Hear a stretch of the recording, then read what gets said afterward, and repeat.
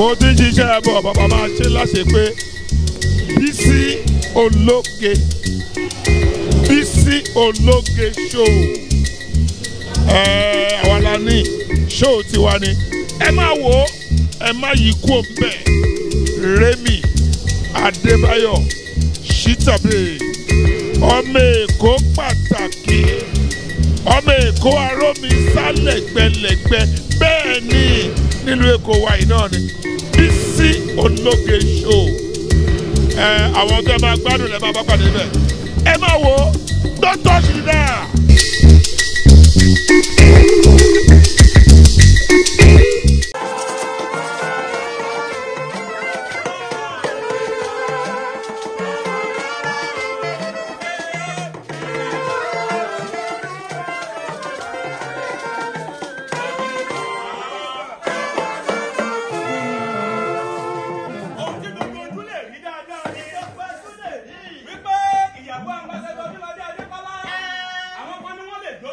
Odunlade Adekola lọ. Ẹbí ẹ̀ náà ló ṣe rí. Bẹ́ẹ̀ kọ́. Ẹbí náà dànù yín pẹ̀lú ni mo lè jojú kó náwó sókè. Ó dànù àwọn ti sọ bẹ́ẹ̀ yẹn. Ẹni bá wá dàn wípé ìyàwó ambassadọ Odunlade ló lè dojú ọmọdé Odunlade lọ kó náwó sókè.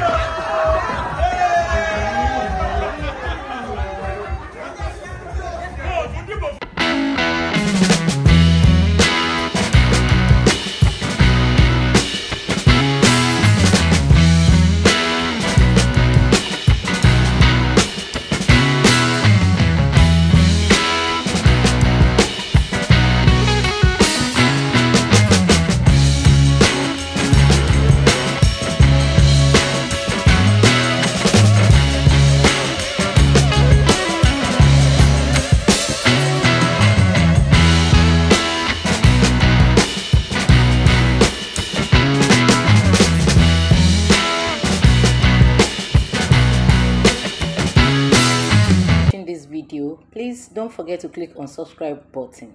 Kindly comment and share. We drop new videos daily. Thank you. God bless you.